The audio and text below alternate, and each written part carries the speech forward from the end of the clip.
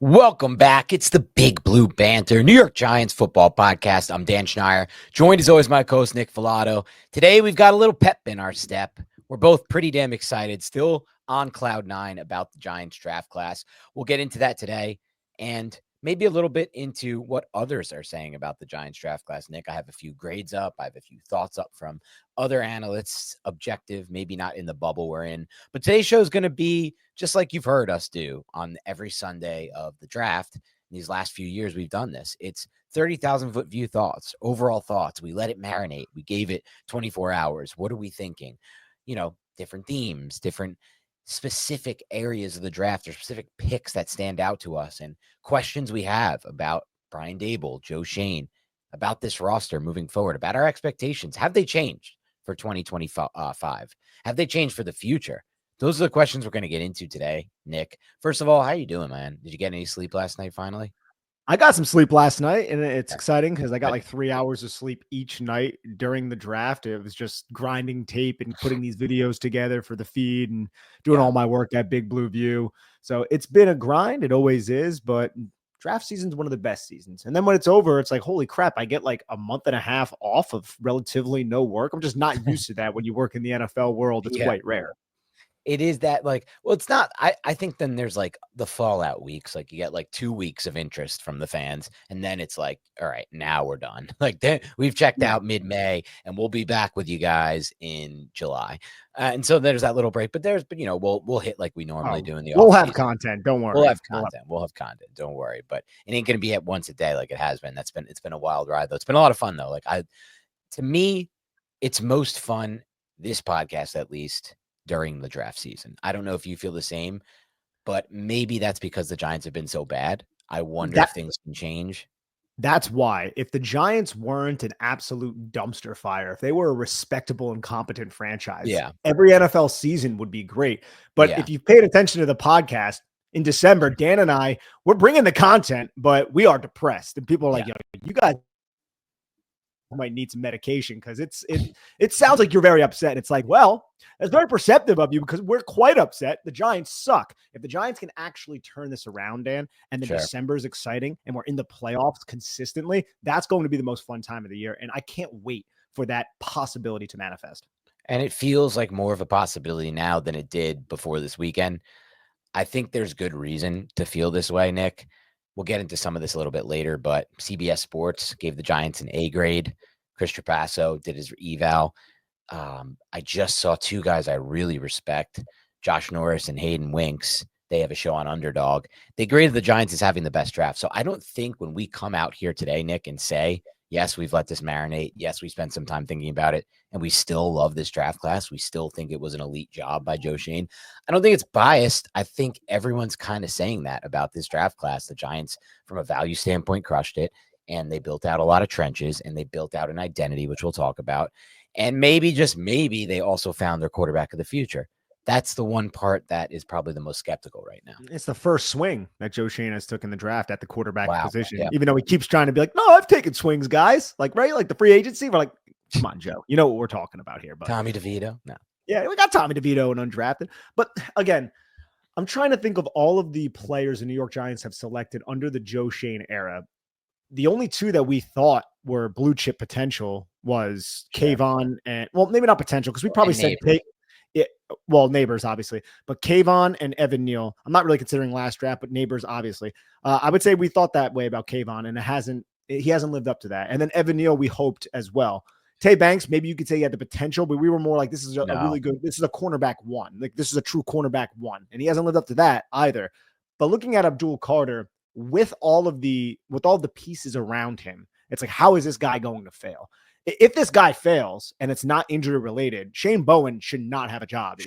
Like, Shane Bowen should be the happiest person in the tri-state area right now, right? Like, happier than me, happier than you, happier than all the Giant fans, because you gave him Darius Alexander and you gave him Abdul Carter, and he already has Brian Burns, Kayvon Thibodeau, Chauncey Golston, and of course Dexter Lawrence on his roster. So as long as the offense can keep the Giants on script and give them some leads, this pass rush, again, said this like 20 times already, this could be the best pass rush that we've seen since the Giants were competing for Super Bowls. And we know one of the main ingredients to a Super Bowl ready roster is the pass rush. Everybody talks about the pass rush. The Giants have that in place. That's not really arguable right now.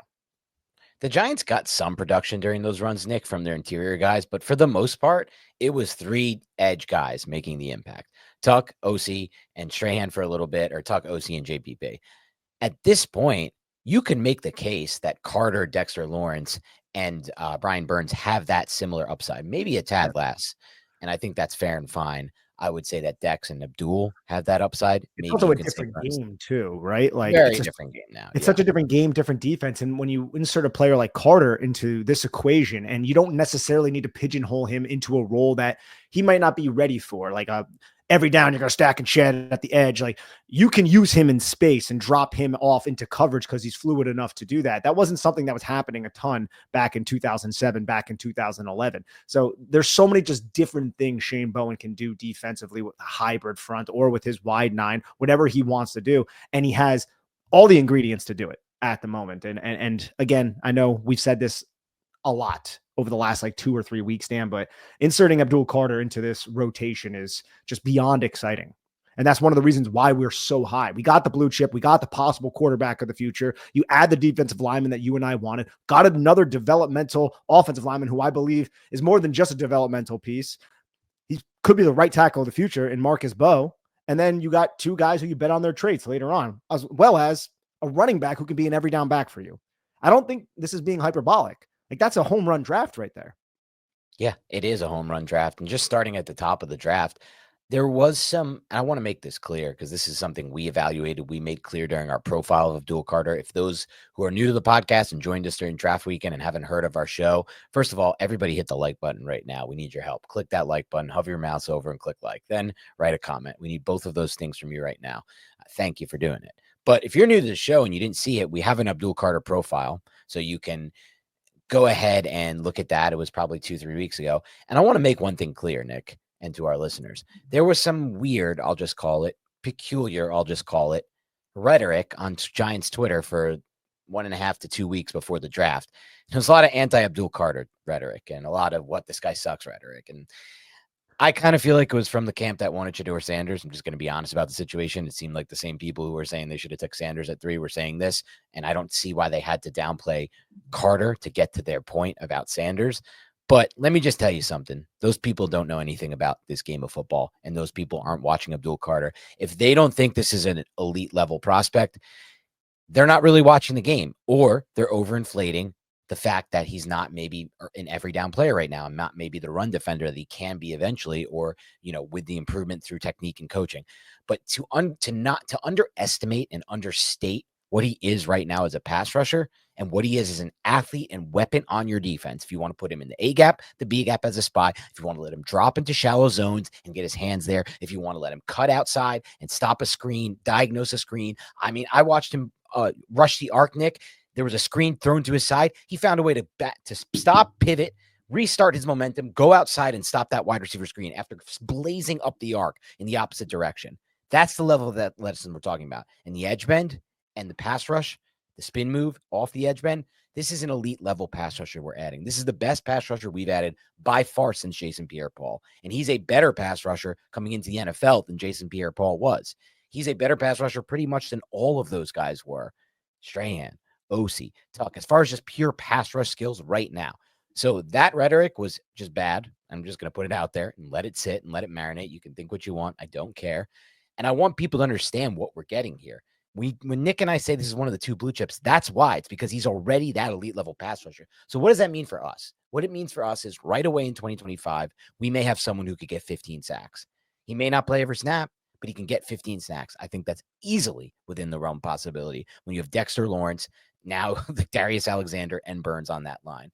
And hopefully, I'm hoping, Nick, he's going to make a few plays that change games, whether that be hand in a passing lane, tipped interception, forced fumble, or whether that just be him in the A gap or the B gap, taking away the run game from Jaden Daniels and Jalen Hurts the 4 times a year he has to face those quarterbacks. But let's be clear. They got arguably the best player on their defense. And now Dexter Lawrence is the best player on the defense right now, but Abdul Carter has actually that kind of upside to be the best player on this defense. Absolutely. As he has all pro upside. How Easily. many players in this draft class had all pro upside? Not many. And you're also talking about at a position that's crucial to success. Somebody who'd rush the passer. Everybody's trying to find pass rushers. That's what Abdul Carter is going to do. And I mean, not to beat the dead horse, we've already discussed it a lot, but adding him with the personnel they already have, this is a great landing spot. If I'm Abdul Carter, I'm freaking ecstatic that I went to the New York Giants, a team that uses wide 9 fronts, a team that can take advantage of my burst and my ability to win high side, my ability to bend through contact with advantageous angles. And then I have Dexter Lawrence pushing the pocket. Like, this is the location that, like, of all the teams that suck, the pick high in the NFL draft, like the New York Giants at least have an infrastructure in place right now where you can see them making a flip and actually competing next year. Inserting Abdul Carter onto this roster with the personnel they already have, it fits so well to what he can do. And it doesn't put him into a position where he's going to have to be doing way too much. And one more thing on Abdul Carter. This guy's neck is gigantic. What is up with the New York Giants drafting these players from Penn State high in the draft, and they just have like abnormally large body parts? Talking about LeVar Arrington, they didn't. They're not talking about Saquon with his freaking quads, bro. Yeah, Saquon had the biggest quads in the world. Abdul Carter's neck is fat as shit. Yeah, I don't know. I don't know. An observation. It's an interesting observation. I don't know what that is, but it can't be a bad thing. I think you nailed it. And for those who don't know, you can maybe go over it in a second what you mean by those wide 9 angles. But if you're Abdul Carter, there's not a single better scenario, because there were situations he could have went into or been drafted into, Nick, where he was going to get double teamed a lot his rookie year. It's going to be really hard to double team Abdul Carter and use a tight end to chip or whatever you want to do to try to stop him. You might have to. He might be that good bending the edge and that good up the arc that you might have to. If you have the wrong tackle out there, if you got a backup tackle, or you got a right tackle who you drafted early, but he sucks so far and he's taking time to develop, you might have to. But when you do that, you screw yourself, because you got Dexter Lawrence, Darius Alexander, Chauncey Golston, Kayvon Thibodeau, and Brian Burns as your other one-on-one matchups. It is kind of entertaining, though, because one of the other great landing spots for him would have been Cleveland. And that was the other team that had a shot at him picking too, because they have Jim Schwartz. What does Jim Schwartz employ? A lot of wide 9. Shane Bowen was a protege of Jim Schwartz when Jim Schwartz was in Tennessee as a, I can't remember his exact role there, but Shane Bowen learned under him, and then he would have been able to play with Myles Garrett. But right now, like, Myles Garrett is a better edge rusher than anybody else the New York Giants have, of course. But what the Giants have in Dexter pushing the pocket with Burns and with Thibodeau being able to play early downs if Abdul Cooks. That is one. Later in the podcast, we'll get into some of the why do we think this draft could fail? Because even though I'm very optimistic about this draft, it doesn't necessarily mean it's going to materialize in the future. And there are paths to where these guys do not live up to their potential. Unfortunately, we've seen that in recent drafts. So we'll go over that maybe at the end of the podcast. But one of my concerns with Abdul Carter is that run defense, as we've detailed over the last 2 or 3 weeks. And it's primarily if you just need him to set that edge firmly against 315-pound offensive tackles.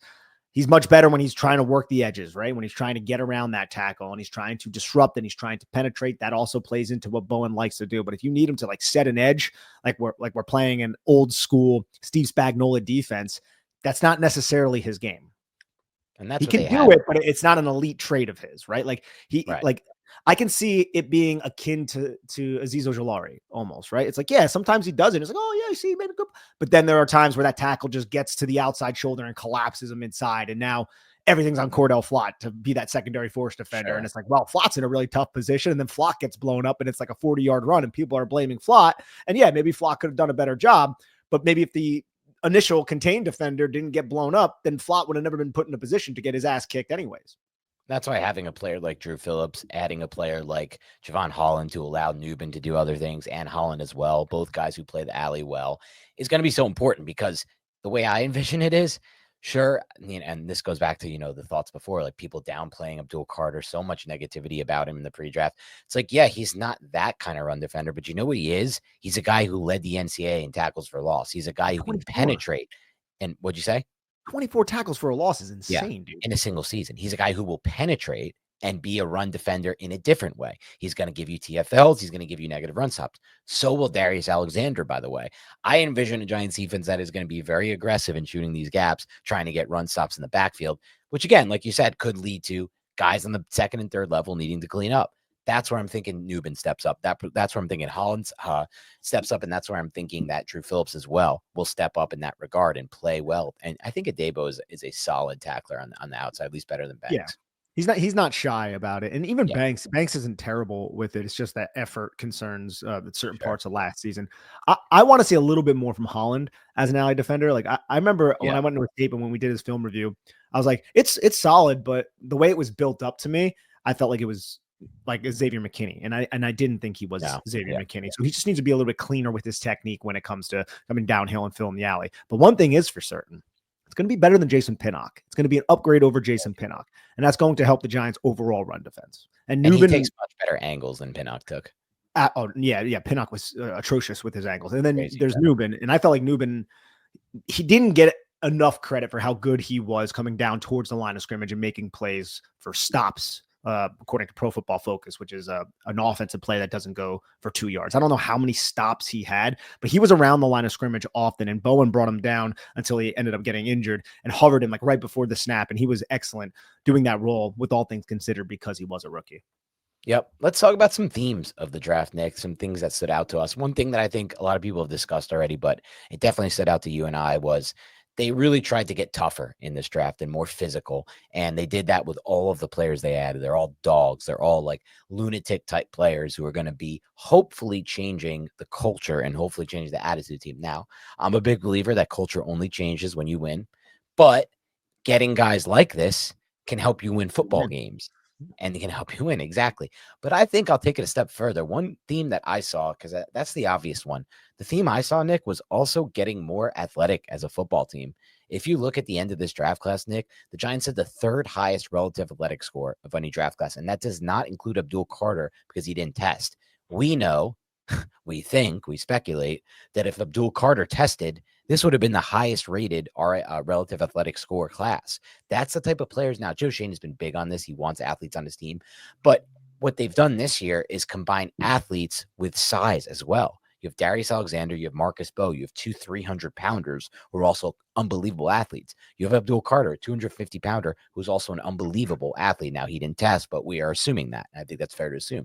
Cam Scadaboo, not the fastest straight line runner, but he's a damn good athlete in his own right. And you could see that on his tape. He's also 225 pounds. He's physical. He's big for his size and that kind of athlete. And then obviously the tight end, that Fedone, another pretty solid athlete. I think he was 9.4 a relative athletic score, one of the most athletic tight Better ends. than pretty solid. Yeah, better than pretty solid. Another great athlete. So to me, that was one thing that they wanted to do again in this draft. Let's just continue to get more athletic and be the team that understands planet theory, that understands, look, this is a game of size and speed in a lot of ways. Yeah, and dude, I've been pouring through Marcus Bowe tape, and holy shit, dude. The guy is so controlled and such an excellent mover out there. And we'll get into him in a little bit, but just it's to your point about athletic ability. And with Scadaboo, jumped 39 inches in the vertical jump. That's Yes. like what, 88th percentile or maybe even 90th. Yep. Like that's really good for a running back. So yeah, he might have run a 4.65, but I don't have any issues with his short area quickness. And that's coincides with his game. One of the reasons why he's so good running into the teeth of the defense is because his reactive quickness complements how good of an athlete he is when it just comes to like lateral agility and change of direction and angling his body. He's very fluid in that manner. But like once you get into space, he's just doesn't really have the quickest feet in the world, I guess. But his feet are insanely quick when he's navigating and picking through defense. It's just he's not a long strider, which is fine. Like short. He's a short guy. He's not a long strider. But one thing important to note, like about Scadaboo, is there are other faster running backs in this class. A lot of those running backs who had his size, 5'9", 5'10" range, were 206 pounds, between 204 and 206. Scadaboo has another 20 pounds on him. If he dropped 20 pounds, he'd probably be a 4-5 straight line runner. I'd rather him be a 4-6 straight line runner with the 20 pounds on to continue to create these forced missed tackles and yards after contact. I had a 1-2 grade on Scadaboo. Like I had a 6.64 on him. Now, of course, I knew he wasn't going to go in the first round, and I gave that grade before the combine testing. But the 1-2 grade is merely just this guy could be a quality year one starter. This guy looks unreal on film. Is that great? I watched his tape and it was fucking awesome. Yeah, exactly. Like he's not far off from Travion Henderson and Keyshawn Junkins for me. I'll say this for those who want to like follow along and do the film stuff. I think that's, by the way, a fair take. I think just maybe size would be maybe the only reason, just longevity. Can he hold up would be the only reason you might have those guys Yeah, ahead. but 5'9", 220, 219 is like, that's solid. And you look at him, he's thick. He's a thick dude, bro. Yeah. And he runs so freaking low. I know we made the point to bring that up in yesterday's podcast, but even when he's going into the contact, like the guy can get like 8 inches off of the ground, it seems like. And it's just tough. It's tough to get that low to make a tackle on a guy that physical. And it's one of the reasons why he kept bouncing off these tackles, man, is because he's so low. People cannot frame him up. He's like a freaking slippery fish, like I said, trying to rank the guy down to the deck. And he'll wear you down too. Like I talked a lot in the pre-draft about Caleb Johnson with the 8.4 yards per carry in the fourth quarter. Scadaboo's a similar type guy. I was rewatching some of the games last night. I watched the Utah tape. Utah is ranked 16 coming into that game. Arizona State's trailing the entire game until the fourth quarter, where Scadaboo wears them down because Scadaboo breaks 2 big runs. I think one was maybe a pass, one was a run. One was reception, one was a run. But big long plays. Arizona State wins the game, both in the fourth quarter. They weren't doing anything, but they were wearing it. By the time they got to the fourth, Scadaboo popped. And what happens is these guys get worn down by him. And I watched this game and it's like short carry, short carry, short carry. And by the way, another thing about Scadaboo that stands out to me, Nick, just from rewatching tape last night, it's not like these teams are defending the Arizona State pass game.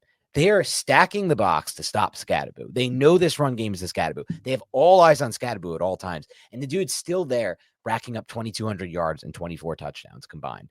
Like, despite the fact that the entire game plan when you face this team is to stop them. And sometimes it works to advantage because there's too many guys in the box and he'll find his crease and he'll pop that crease. And I just feel like that's another thing about him. I said that about the Texas game. It's the Utah game. I'm rewatching a lot of these games. He was the reason they came back and won a lot of these games. It's crazy to me how much production he had and how much he carried that offense and how much of that offense he was to go this late in the draft. I guess it's fair to say it's because of that 40 time and just people are scared of him long term, whatever it may be. But this is just not the type of player who should go at 105 to me. Look, we kind of roll our eyes at the cheesy, smart, tough, dependable thing, but this draft embodies smart. Like that's the archetype that the New York Giants are trying to locate and bring into their building. And all of these players, Cam Scadaboo, Marcus Bowe, Jackson Dart, they're all smart, tough, and dependable players. Hello, ladies and gentlemen. Look, we all love to work out. The summer's coming around. You want to look good in your bathing suit. But in order to enhance your workout, you want to go and use MitoPure from Timeline. This is a great product. When I started using it, it makes me feel stronger, gives me more energy. I recover quicker. I'm in my 30s. I still have the energy to work out. And if you want that energy, you really should give Timeline's MitoPure a shot and work it into your routine. The great year of 2025 is your year to be the best, most energized, most revitalized you. MitoPure promotes cellular renewal and mitochondrial health to address common signs of aging at the root. MitoPure is the research-backed innovation that unlocks your fullest potential. Timeline is offering 10% off your order of MitoPure right now. So go to timeline.com/banter. It's timeline.com/banter. That's TIMELINE. And yeah, people will say, he did a lot of his damage against Big 12 teams. But I mean, dude, he ripped through Texas. He almost willed Arizona State to defeat Texas in the college football playoff. In the Big 12 championship game, he's still running against Iowa State. Like that guy it was in some of those runs against Iowa State where our mutual friend Don was probably so happy because he hates the Iowa State Cyclones like no one I've ever seen before in my entire life. It's funny. I was rewatching a bunch of his games last night. I rewatched one of the games was actually I didn't see this on the first run, the Oklahoma State game. That defense is so bad. He's just terrorizing that defense for an entire game, racking up yards in the first quarter and the second quarter, and just like, holy crap, this dude is an absolute star. At times on tape, he looks like a star. He looks like the guy that is a focal point of an offense, which is why I kind of say with him, like, yeah, we'll see what happens with the pass protection. They do have Tracy on this roster who's very talented, and I want him to get his touches. But there is a scenario. It is a non-zero chance that Scadaboo could be the 1A of this Giants backfield at some point in his career as soon as this year if he's that good, because you see it already at Arizona State, and I think that's important to note. He just needs to hold on to the football. Something Tyrone Yeah, Tracy fumbles are an Jr. issue on his tape. Yeah. and Devin Singletary. All of them kind of have a little bit of fumbling issues. And that's something that typically, if you had Yeah. fumbling issues in college, you're probably going to have some fumbling issues at the NFL level. We took that for granted with Saquon. Saquon almost never fumbled. Yeah, except for that one time. What was it against the big? It's Was some that against Green Bay? Yeah, he had the Green Bay one. They won that game anyway, but I think that was like one of his only fumbles in like 2 years or some He crazy was so stuff. sure-handed. Yeah. Yeah, it was so Look at rare all with of him. us reminiscing on the times where 26 was on our team. Will's going to be really happy about this segment. Yeah. But yeah, man, I feel like another theme they had in this draft was let the board fall to you and take advantage of the falling board and the value that's there. Joe Shane, maybe we thought it was lip service at the time, Nick, but Joe Shane told us, like, look, when I got here in 2022, this roster was in fucking shambles. He didn't say that, but that's what I know he felt. And I needed to draft some players for need. I don't think he drafted for need in this, because if you draft for need, you're not taking Abdul Carter at 3 overall. You're taking Abdul Carter because he's the best player on the board. You don't need him right now. You can get away with Kayvon and Burns. You need some depth, but you can get away with Burns, Kayvon, and Chauncey. But you take him because he's the best player. You could get away, honestly, Nick, with what they had on the interior defensive line next to Deck, saying in your head, all right, whatever. I mean, we can get a run stopper later. We can sign one in free agency. We have a star already. But they said Darius Alexander's the best player available. You could get away with Tracy and Singletary, honestly, for a full season. But they drafted into the strength, and they took the best player available at the time in Cam Scadaboo. You needed tackle. I mean, you needed offensive line help. So Bo made sense there. But even Fedone, you didn't need him at the time. You felt like he's the best player. And that theme to me is really important. I feel like they maybe weren't comfortable at times in the past with this, even, just as soon as 2 years ago. Deontay Banks was not, I mean, we like Banks a lot, but maybe part of why we like Banks, Nick, was because we needed a corner so bad, and we studied that corner class hard, and we felt like he was a good corner worth a first-round pick. But they drafted him because they wanted a corner, and they needed, in their minds, they needed a corner.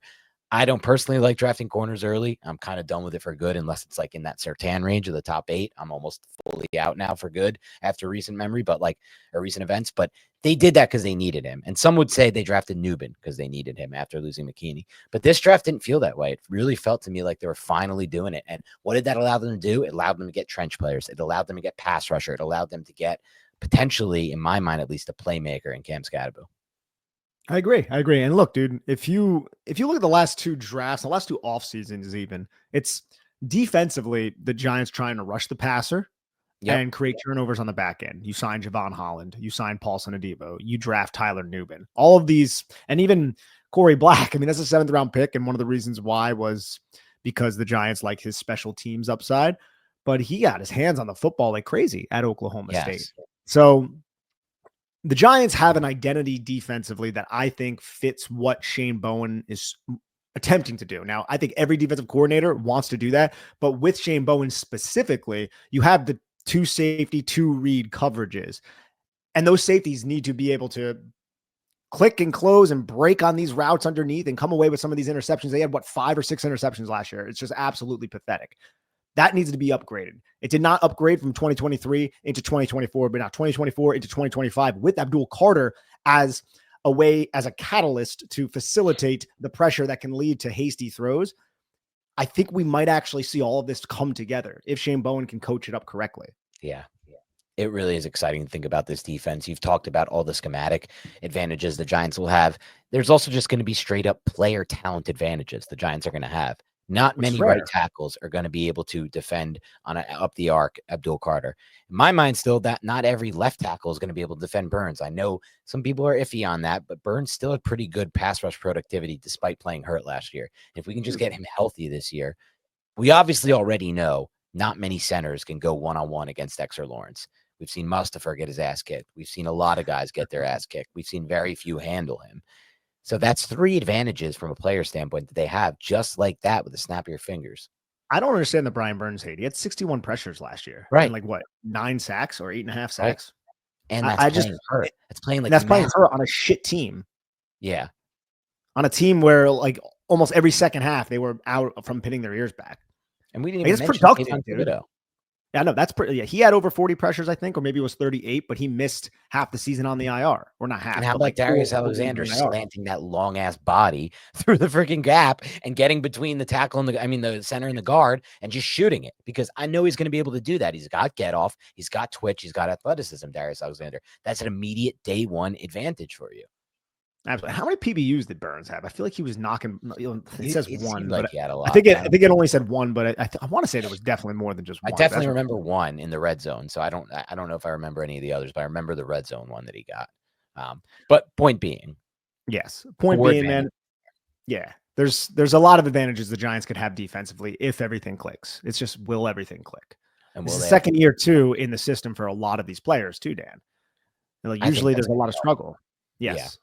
Especially the secondary, especially guys like Banks, Drew Phillips, and Newman. It's going to be so important for those guys. But another theme that I saw in this draft, Nick, was for the first time, and it was completed in this draft. This theme started in free agency, but it's something the Giants started in free agency, carried over, and completed in the draft. For the first time since these guys got here, that's the craziest part of it. And, people can speculate why this is the first time it's happening. Some people say they made mistakes. They should have considered starting this last year or the year before. Some people give them more credit. Some people give them less credit for what transpired after 2022. I kind of feel like they were in a really tough spot. The fan base was never going to accept it. Mara's never going to accept moving on and trying something new. But for the first time, in my opinion, after this draft, the Giants have a quarterback room that fits what Brian Daboll wants to do schematically and what Brian Daboll wants to do holistically and who Brian Daboll is as a coach and as an offensive mind. Because when I watch Jackson Dart, what stands out most to me and what stands out as to why Brian Daboll said, this is my guy. I can't take a chance that he won't be there at 34. I want this player. If I can't get Cam Ward, and he tried to get Cam Ward. And what stands out to me is one thing. When I watch Jackson Dart, and this is sometimes to his fault, but most of the time to his credit. And by the way, Nick, I'll consider this a very good problem to have. The times it is exactly what you're going to say. We haven't talked about this, but I know exactly what you're going to say. Exactly what I'm going to say from watching his tape, because you watched it too. He thinks and reads high to low. And that's what Daboll wants, a quarterback who reads high to low. That gets him in trouble sometimes. Sometimes he should just take the check down. I don't give a flying F. I've lived a life of watching a quarterback who reads low to high. I can't live that life again. I don't want to live that life again. Daboll hated living that life. Everyone hates that life. It's a bad life to live when your quarterback reads low to high and he wants to take low every time. Reading high to low, what you're going to get is explosive plays. You're going to get some interceptions too. You're going to get some bad throws too. And I see it on Dart's tape. And you see it on Russell Wilson's tape at times. And of course, you see it on Jameis Winston's tape. But you know what? It's what Brian Daboll wants. It's what he feels makes his system work. And for the first time in the entire Shane Daboll era, this has got to be a theme of this offseason for them when they targeted these quarterbacks. They have 3 dudes in that quarterback room. I'm not counting DeVito, whatever. You want to do what you want to do with him. I hope he doesn't make it. I don't. There's not enough reps to go around. There's not enough reps to go around, Nick. You only get so many reps with new offseason OTA system. We can't waste reps on DeVito. It's actually, it sounds fucked up. And I'm not, and it's, this is how everyone needs to run scout team, man. Fine, put him on the scout team. I don't care. We can't be wasting reps like third team reps with DeVito. We only have so many reps to go around. Anyway, for the first time, this quarterback room with those 3 are all guys who read high to low. And that to me is just going to make such a difference for Daboll. It's what he needs for his system. Yeah, no, getting Jackson Dart, high to low reads, just no reluctance at all. Wants to let it rip. Has, I would say, above average arm talent overall, like good to very good arm talent, probably, right? Can make all the NFL throws and has the desire to, as well as the moxie and the toughness. Just get down, man. I mean, Gruden made a point to be like, yo, seriously, Jackson, just protect yourself. And that there was one hit, and I think it was in 2023 or 2022. So he was young, against Alabama, where he tried lowering his shoulder against a linebacker at Alabama, and the linebacker at Alabama hit him so hard his helmet popped off and he fell. And I was just like, dude, it's similar to Jaden Daniels. It probably wasn't to the level of Jaden Daniels, but Jaden Daniels coming out as a senior, he did such a better job protecting himself in the NFL. But it was rough watching Jaden Daniels tape when it comes to protecting himself in space as a runner. Dart needs to learn from Jaden Daniels, and he's buddies with Jaden Daniels. He said that they both played, on the West Coast together when he was at USC, and Jaden Daniels was at Arizona State. So they've always competed against each other. And then obviously in the SEC at Ole Miss and LSU.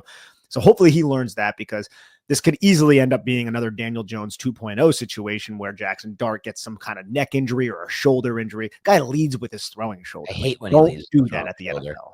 Don't There do were that. too many examples of that, more than even Jaden for leading with the throwing shoulder. And that means just like he's lowering his throwing shoulder into the defender. Just a horrific decision that he got very lucky with to not get hurt. That's what I would consider that. Just pure luck that he wasn't hurt at the college level trying that shit. You try at the pro level, you're going to get hurt fast. So he's got to stop that. There's a lot to his game that I'm still uncertain of when I watch. I've been watching a ton of him and a ton of Scadaboo these last 20 or whatever, 10 hours since the draft ended. There's a lot to Dart's game. I think he predetermined stuff a lot personally, especially on the deep half, and that gets him in a lot of trouble at times.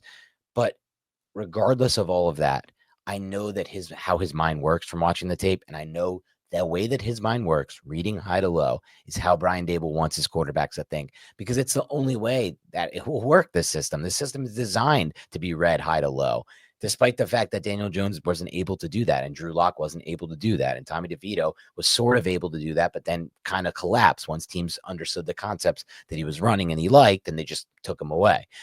Dart is going to have to do the same. He's going to have to understand these concepts that defenses run and understand where the solutions are. That's the tough part. He's not there yet, and I don't think he's going to play much this year. Though Brian Dable did say, Nick, by the way, I don't know if you heard this, Brian Dable said the plan for Jackson Dart is when he least expects it in training camp, Dable's going to be like, you're up, Jackson. You're running with the ones for today or for this series, for a couple series in practice and training camp. And that's a pretty cool idea. I like the fact that Dable's going to give him some run with the ones when he's least expected. Because what Dable said is, I want to see how he reacts to that and when he doesn't have time to prepare for it.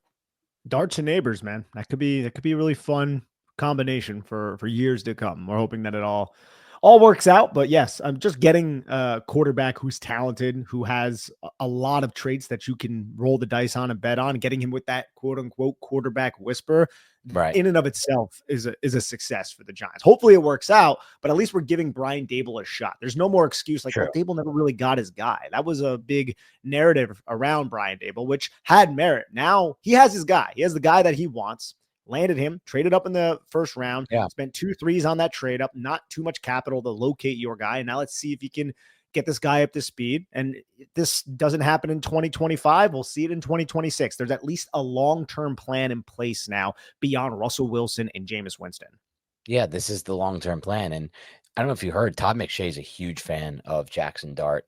And, I think that when it comes to analysts, they're going to get some right. They're going to get some wrong, just like us. Like McShay famously, when the Giants drafted Daniel Jones, said this is the stupidest pick ever. This is a horrible pick. Like, watch the tape. I think everybody said that, dude. No, but like he was like the definitive one of it. Like he was like I've heard a lot.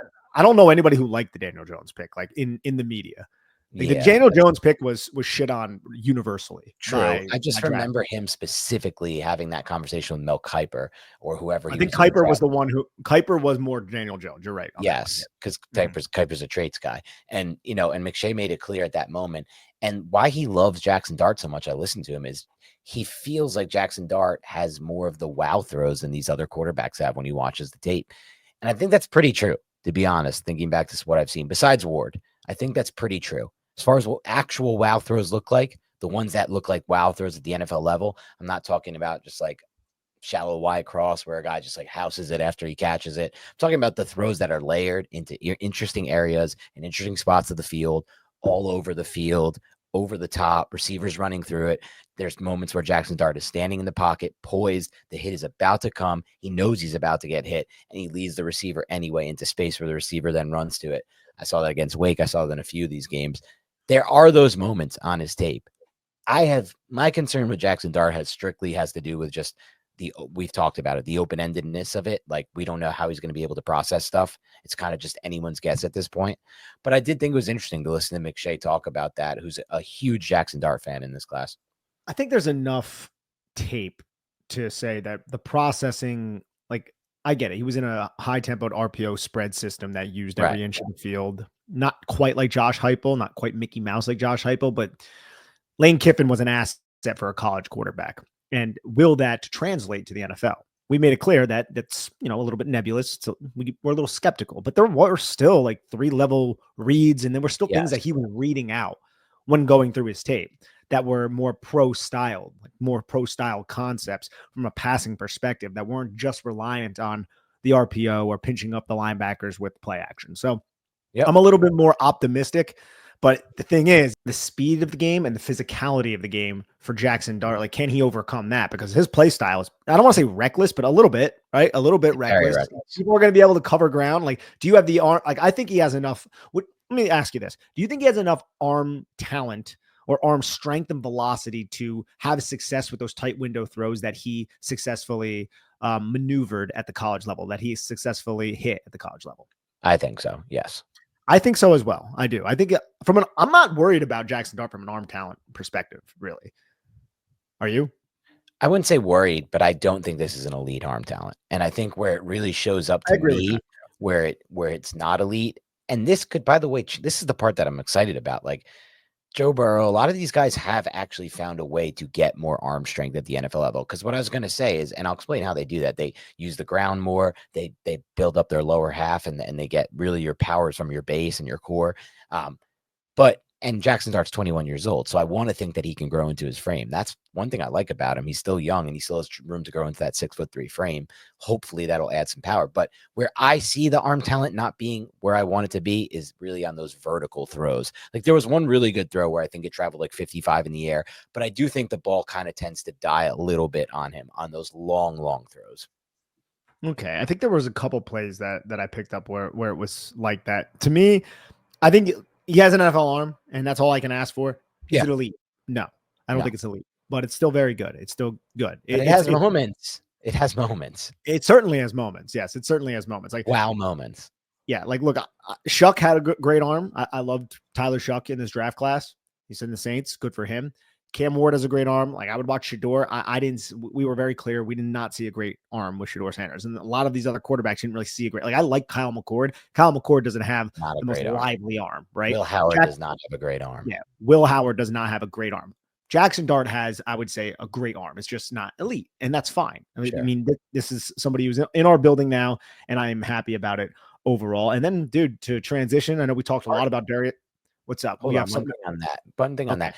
I think part of what it is for Dart, it's like the great moments. I'd say it's more good to great, but the great moments are his ability in that intermediate range, the way to layer when he layers the ball. When you see it go up and down over that's where it's like arm talent. So I think less so arm strength for him. For Dart, it's more arm talent, which I'm fine with because I'd rather arm talent than arm strength. I've always said that. And that was the same thing I thought with Cam Ward, by the way. I thought Cam Ward was way more arm talent than arm strength, the ability to change trajectory, put the ball, layer it up and down, versus somebody like a Shuck to me he had some arm talent too, but he had more arm strength. I think that's a fair point. And I wouldn't say Dart's arm talent over the middle field was quite Drake May, but it was close, right? Yeah. Like it was close because there's a lot of quarterbacks, man, where less hip, but same type of I know what you mean. Yeah, but it's the same. It's just that ability to layer it and loft it over the linebackers, and then it just drops. Or the ability to throw someone open when it's like they're running a slant or something, and that receiver's finding that soft spot between the safety and the linebacker. But you want to lead them a little bit, so you just hit them right in stride, and also put it high enough so where the linebacker has no shot at it. But the receiver, all he has to do is make a hands catch right in front of him, and he loses no momentum while he's running upfield. Dart can deliver those balls, I would say, very well over the middle of the field. Drake May did that very well. And I've watched a lot of quarterbacks. I watched a lot of NFL like Daniel Jones didn't do that. No. You know, like a lot of quarterbacks don't necessarily have that innate skill set to understand spatially where these defenders are and how to maximize yards after the catch or just maximize the completion, the percentage that there's going to be a complete pass relative to the receiver size. And Dart's going to be thrown to a bunch of different size guys with the tight ends. Theo Johnson's like 6'5". Wandale Robinson is like 5'7", you know? Yes. So hopefully he can make that adjustment as well and be able to diversify where the ball is going to go to maximize yards after the catch for all different types of receivers who are built differently. And two more things on Dart that I'm actually excited about, Nick, and I find to be upside, both on two different aspects of his game that are open-ended or maybe concerns to some. The first is, I think a big issue for him when I watch him, and I rewatched a shit ton of Dart last night, is his feet and his footwork. I don't think he's really has the best footwork in the pocket on these throws. That to me is something that can easily be fixed. If I'm looking at a player, footwork is now it's not always fixed, despite it being easily fixed. Because we said this about Daniel Jones, who had bad footwork at Duke. That never got fixed. It's not always going to be fixed. I don't know if I agree with that. It got better, but I think his footwork got significantly better, Daniel Jones. I I think would Daniel never Jones' call footwork got significantly better in the yeah. NFL. Fix though, I Yeah, would no, never I think it.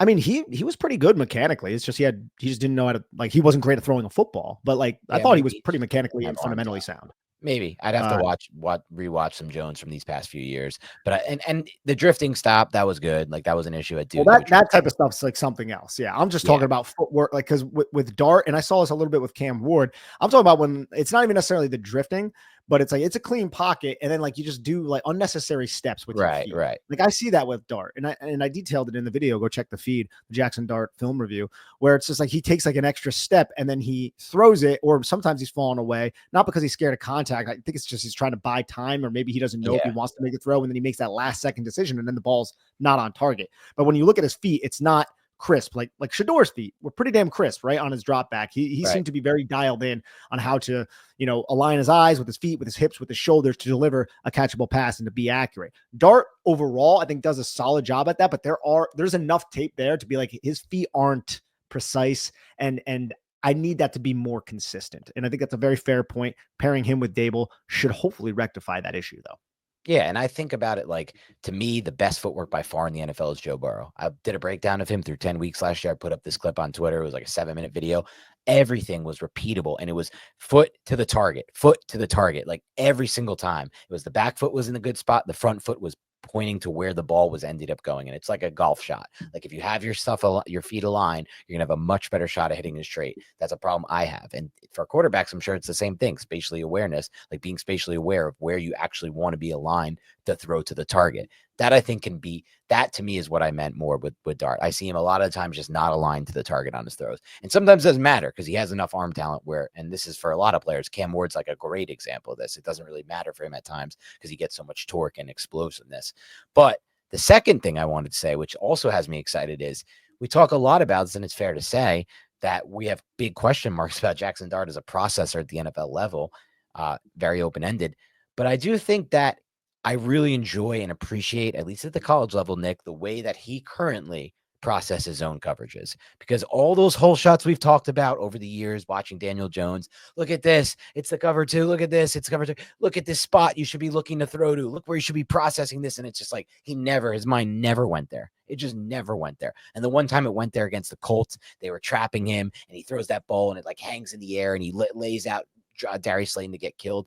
I feel like with Dart, his mind goes there fast. Like he is seeing these coverages pre-snap, and he's like, I'm going to get this type of zone, and I'm going to have that area of the field, that space to throw into, and he just goes to that spot a lot. Not always great decision, because sometimes you'll see they're trapping him to go to that spot, but that's where he wants to go.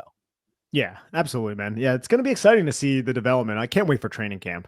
Being there is going to be so much fun this year with Having Jackson, a rookie quarterback, yeah. Having a rookie quarterback. This is our first time actually having a rookie quarterback, Dan. That's crazy. One that the Giants drafted. This entire podcast, we've never had one. I know, especially Daniel Jones. I mean, he was a rookie, but it was like week 3 when we started the podcast. Right. Yeah, we had that. So. Yeah, but week 3, I mean, that was his first starting game. It's insane. But yeah, no, dude. Another pick that I'm ecstatic about, and the Giants seem to be ecstatic about it as well, is Marcus Bowe, Purdue offensive line. And I know, I don't want to make it like we skipped over Darius Alexander. We talked a lot about the defensive. Well, we talked a lot about the defensive front, right? And we know what Darius Alexander can offer this team.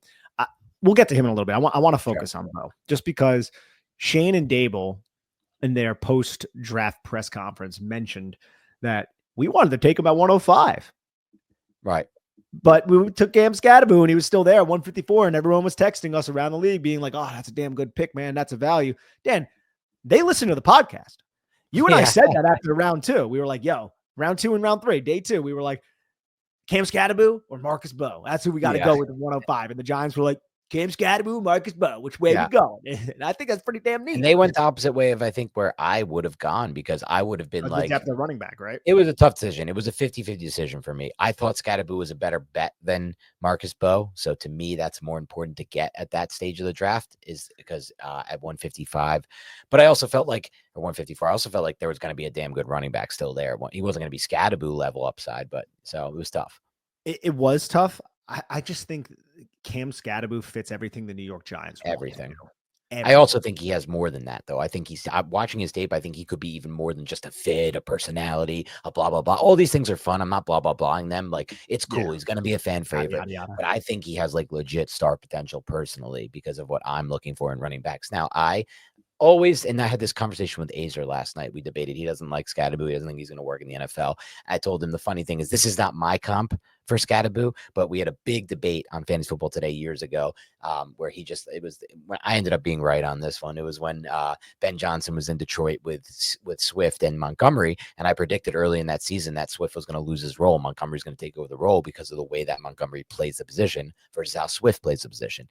Adam views it, and what's funny to me is that a lot of people comp Scadabo to Montgomery. I don't really see that as much, but some people say that. But Adam thinks that, what defines a running back is big playability at the NFL level. I think what defines a running back is how many doubles and singles are you going to hit. And I think that Scadabo hits so many doubles. I think both are valuable, but he's a double hitter. That's what Cam Scadaboo is. He's probably not going to hit many home runs, but he's going to have a high batting average, meaning he's going to get the football and he's going to pick up 4, 5 yards, 6 yards, and he's going to average like 4.5, 4.6 yards per carry, and he's going to do well in short yardage situations while also having receiving upside. Like that to me is a very good draft pick on day 3. Yeah, an unbelievable draft pick. But as for Bo, going back to that pick, because like you said, they're really excited to get him at that value. A lot of GMs texted them it was a great pick. I think that's clear based on what we watched on tape as well. Like, this is not your typical offensive lineman that you're going to get in the 5th round of a draft. And the last time the Giants really made a difference and had what the Giants need to me more than anything else, Nick, throw out the themes, throw out all this fun stuff. It's fun to talk about and it means something. But what they really need is a draft class that hits like that 2007 class. Because that's what really changed the trajectory of those 4 years for the Giants and allowed them to kind of get to that point. And one of the things they did in that class was hit in the 5th round on Kevin Boss and hit in the 7th round on Ahmad Bradshaw. They need that kind of hit. And I think Bo could be a David Deal level type hit at offensive tackle potentially from what I've seen. I don't think in any reason he should have been there at 154. Maybe there's some medical concerns. Giants don't have those though. No, they don't. And I did a piece over at Big Blue View. I'm not sure when it's dropping. You can go check it out. It's a little like film piece based off a lot of the tweets that I just sent as well. Just I aggregated a lot of his plays where it showed him backside run blocking, which I had so much fun just watching him as a backside run blocker. Also in pass protection, his smoothness, his ability in space, and then some of his concerns. And it is strength concerns, right? Like it's not that he just gets bowled over, but it's sometimes when someone has momentum and they run at him, they can like get him up a little bit. And I just think that can be exacerbated at the NFL level if he doesn't just add a little bit more sand to his ass. And then there's also I see clips where he varies his hand punches, which I like because it keeps defenders guessing. But there are times where like the aiming is just so off, and it just gives the defensive player this angle inside the pocket that needs to be corrected as well from like a hand placement, hand timing perspective. And maybe it's because he varies it up so much and he's trying different things and he wants to keep that defender guessing. I'm not entirely sure, but I included those plays in there as well. But overall, getting this guy in the 5th round is an absolute home run. I think he could be, and I know it's like 32.5 inches. It's not ideal for a tackle, but some of the best parts of Marcus Bowe is his quickness with his jump set, which is he's sudden, his smooth, his vertical set, and his ability to frame and stay square to his target and his blocker most of the time, and his angles. So all of those things together, that can overcome, if they're all precise and he works out technique-wise, that can overcome the short arms. I think you should give him a shot at right tackle, at least a shot. And if that doesn't work out, you can move him inside and he could be your right guard. But he has good tackle tape at Purdue. Like it's not just tape. It's good. And you get him in space. He's an absolute asset. Like just few players weigh 300 pounds plus and can move the way he does, can open and close his hips the way he does, how fluid he is, and also has like the lateral movement skills and control that Marcus Bowe does. Whenever they're doing zone concepts or whenever he has to skip pull, he's so fluid in doing so. And if you watch like credit to, I think it's is it Marcus Arroyo?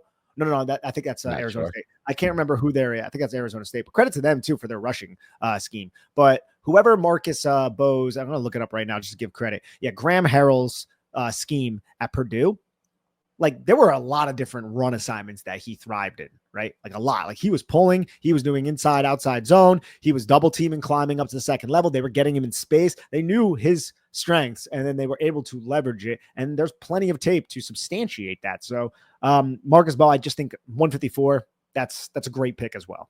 Yeah, when you talk about that profile and you broke it down the way you did, really point to point to point, the ability to get into that jump set, the quickness out of his stance, the ability to mirror and keep guys in front of him, it almost reads exactly like a Packers podcast from a few years ago when they were reporting on Zach Tom. And that's a day 3 draft pick. And these things happen. You can find starting tackles. Zach Tom's not one of the best starting tackles in the NFL, not one of the best, but a top tier, in that above average to very good range. In the 4th round, they got him, or either the 4th or the 5th. Yeah. It's not impossible. Sometimes these guys fall. They're not big enough, they think. They don't have the anchor for the position.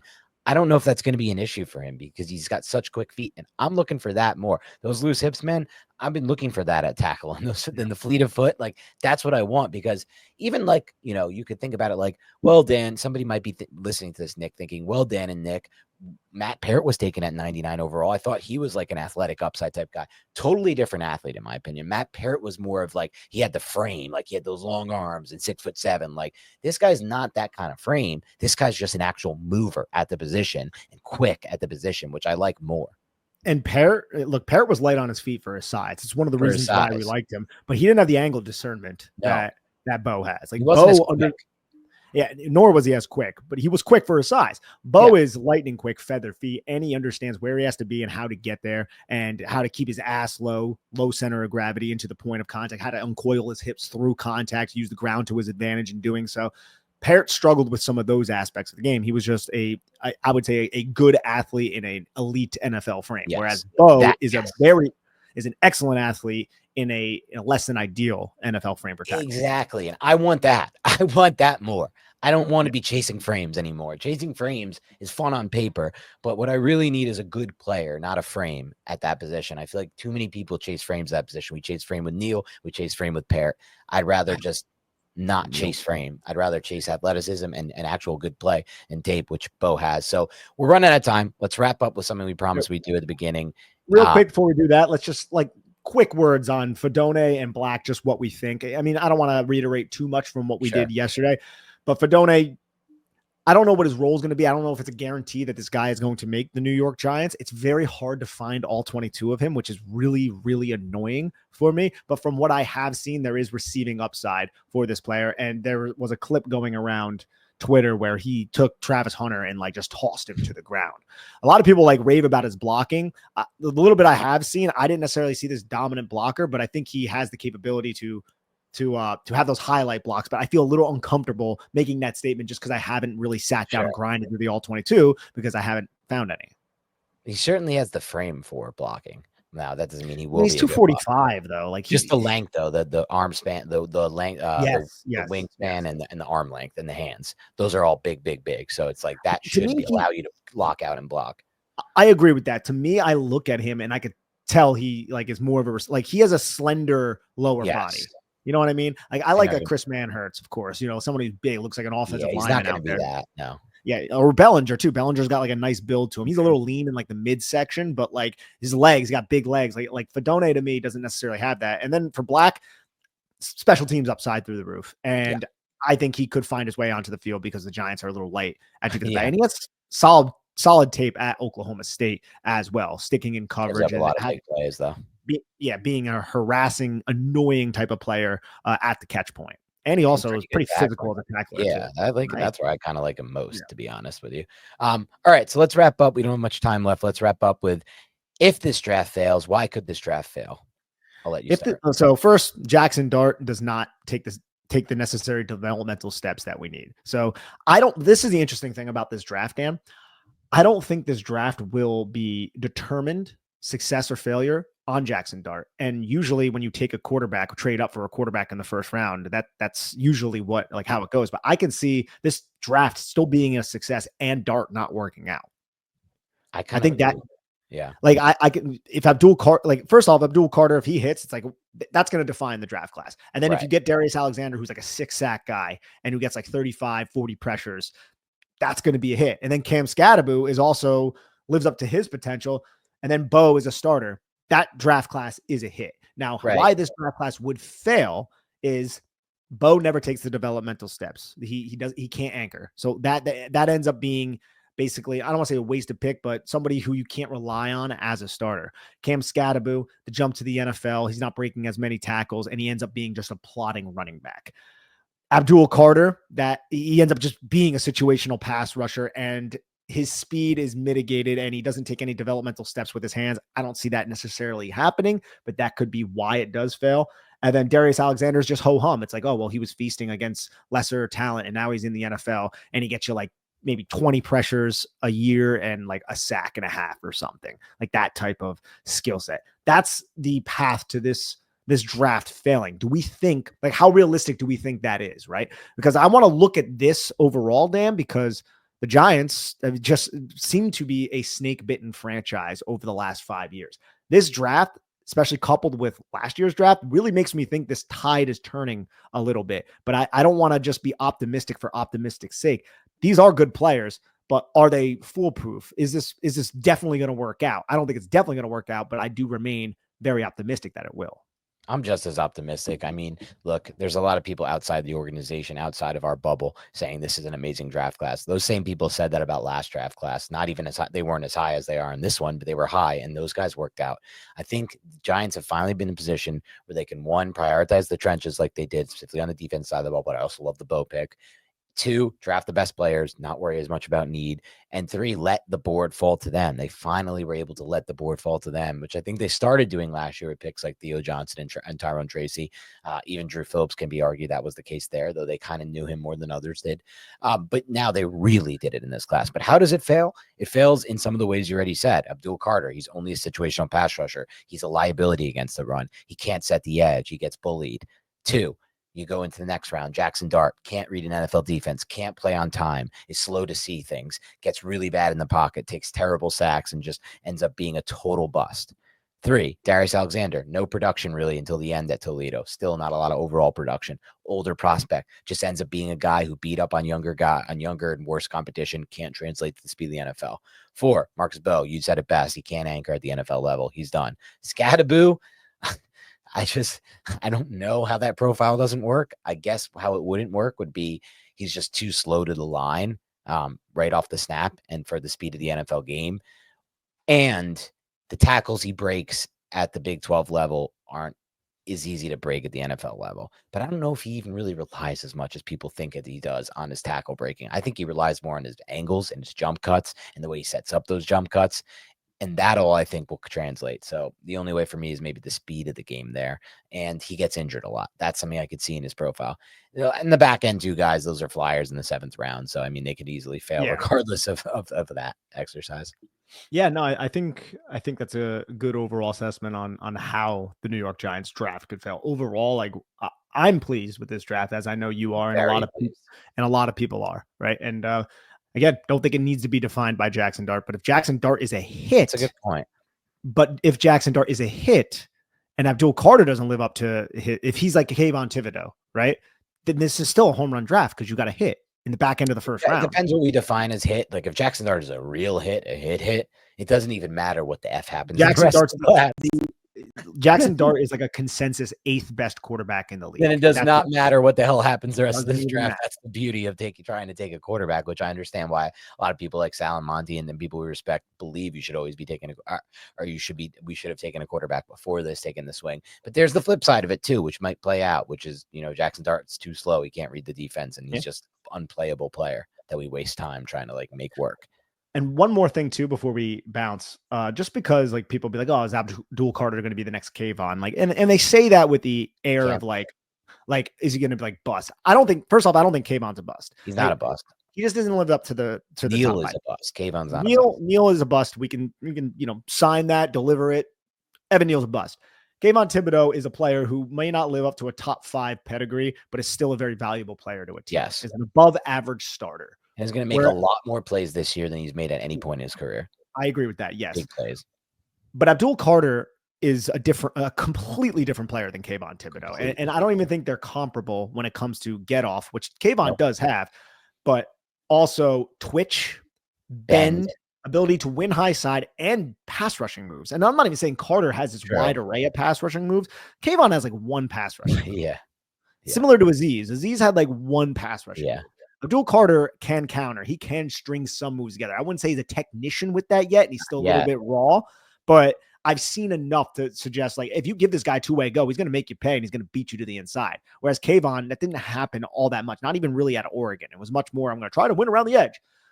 Carter does that a lot better than Kayvon does, and he has the weapon to go back to the inside, and he's just a much better athlete overall than Kayvon Thibodeau. So I just wanted to say that as well before we got out of here. It needed to be said, and it leaves us less of a chance of him even falling into that range. Now, if he can't play the run at the level we need him to, he'll ultimately end up being just a great pass rusher for us, which is still valuable.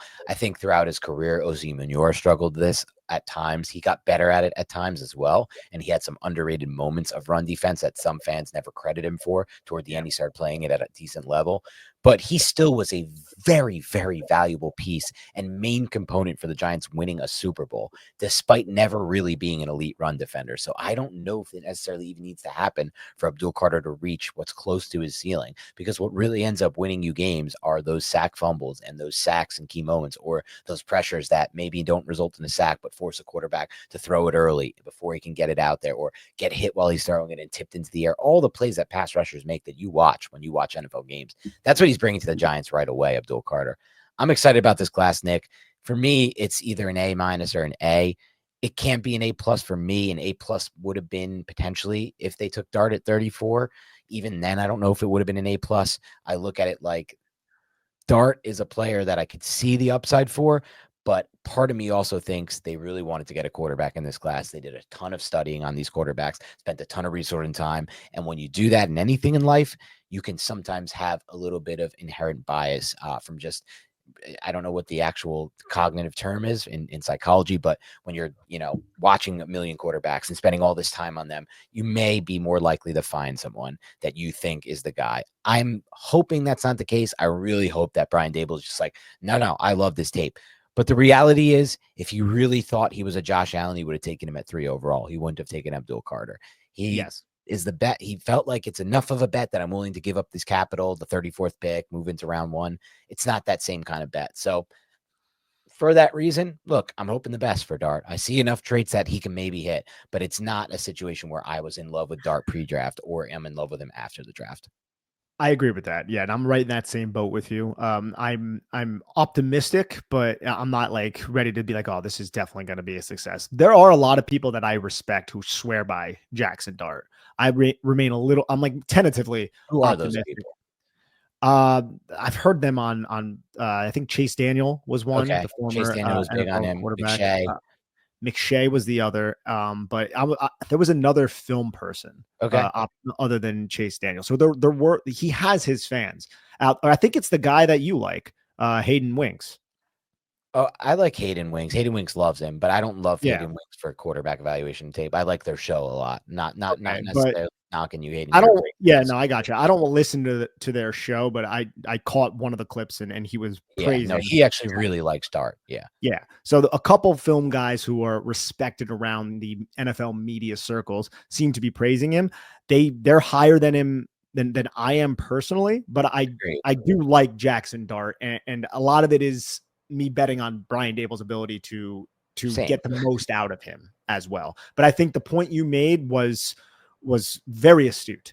If he had the conviction of Josh Allen and Jackson Dart would have been selected 3rd overall. Yes. But again, it could be a value thing as well. Like they know the board, they know like who wants what, and that's why they were aggressively trying to trade up at 20 and 21 and 23. That's a good point too. So that needs to be factored in. That's a fair point as well, Nick. That's a good point too. So yeah, that's us. That's our final thoughts on the Giants draft. A few hours later, more content to come this week. We'll be recapping stuff. We'll be trying to bring on people. We'll do all the stuff you've seen from previous years. Thank you so much for this long weekend. I feel like my brain is warped at this point, Nick. Luckily today I did treat myself to a round of golf with my brother and a couple friends this morning. So I got that in, and that was nice. Walked it. It was a beautiful day. It was actually gusts of wind, Nick. It was like 30-mile-per-hour gusts. Not that you care at all, but no, I mean, I felt it walking my dog. Yeah. And then you probably that's how we'll end the show, talking about gusts of wind. Triple bogey. I had 2 triples today on the front, none on the back. It was a bad front. The gut with wind like that, the sport becomes like it's already a hard enough sport to play and a frustrating enough sport. When you're getting gusts of wind, it's just devastating. But What about double we had a bogeys? birdie today, Nick. You had a birdie today. We had a birdie today. And I Are was the you only one sure? birdie, beautiful birdie. It was a par 3 birdie, but any birdie is a birdie, and any birdie is the one to be proud of. And I dropped that tee shot off the par 3, 165, dropped it like 4 feet from the hole. So easy putt for birdie. Very nice, very fun. Thank you. Still ended up having a bad round, shot a 98, but we had fun. And it was windy. Anyway, my brain's done.